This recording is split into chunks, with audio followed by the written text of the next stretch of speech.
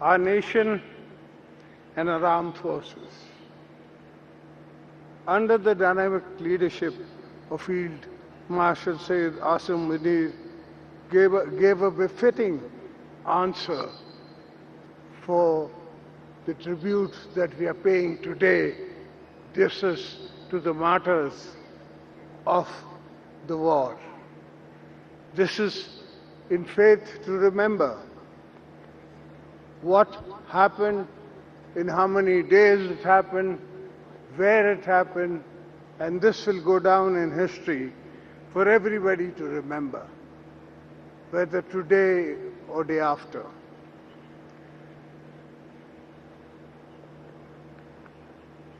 Yad-e-Fatah forces under dynamic leadership of Field Marshal Sayyid Asif Zardari gave a befitting message and response to the Indian Army, to our neighbors, that we are not a small country for you to play with. We are there as partners to the world, in the world of family, of countries. We are a partner. And I think today even they understand that Pakistan is a national partner. The monument reflects the unity of the nation, strength of the armed forces, sacrifices given by the nation and the soldiers. And this I've been seeing because I was around when a lot of people weren't, when we started the 65 war. In fact, my father himself went to the Kashmir war and was called upon Qaid-e-Azam to join the Kashmir Jihad, which most of Sindh, KP, other places, everybody who could carry an arm were there, and they fought against the Indian Army. By the grace of God, we got our Durand line, our borderline, but still so, a lot needs to be done. A lot needs to be done by us, the people and the public, and definitely the coming generation of Pakistan. The role that today Mian Shahbaz Sharif and General Asif Munir and Mohsin Naqvi and the Deputy Prime Minister are playing is most commendable and praiseworthy, because this dream was seen long ago. This dream was seen of an Islamic brotherhood by the great Shaheed Zulfikar Ali Bhutto when he invited everybody to come to Lahore for the Islamic conference. Alhamdulillah, we were successful in that, and we've been successful till now. Life comes and goes. Things happen. Tragedies are part of life. We've seen tragedies. We've seen successes. Successfully, we've managed to guide our system through. I'm not saying that there would not be weaknesses. They always are. But there is no nation in the world that can claim that there are no weaknesses or they have no weaknesses. The role that today we are paying, or God has asked us and given us a chance to play in the unification of the Islamic countries, and then at the same time playing a role between Iran and the US.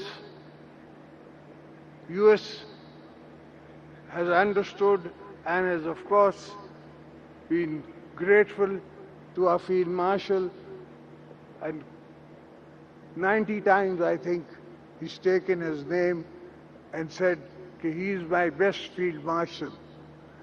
He's not his Field Marshal, he's our Field Marshal.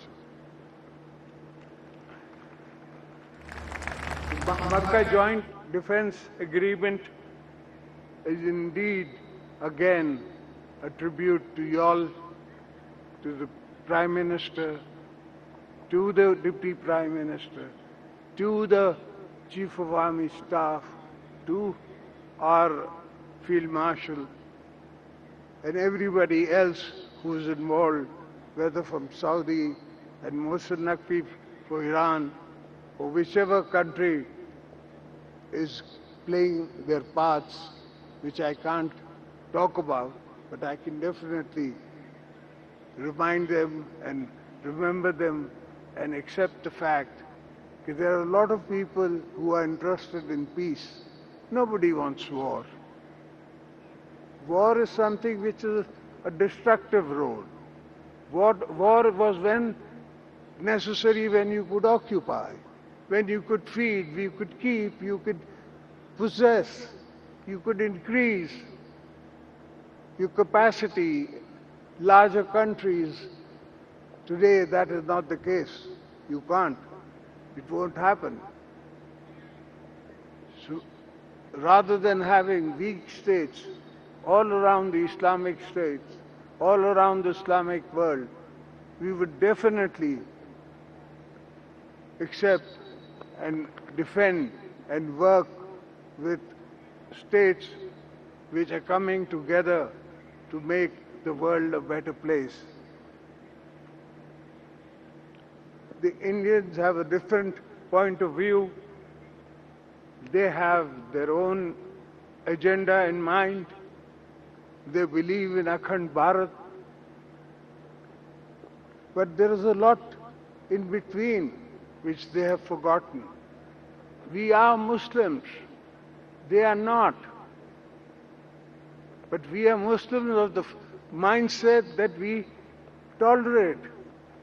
We have 4% Hindu population in Pakistan, and they're as free, as good as anywhere else they were. They would rather be with us than be with them.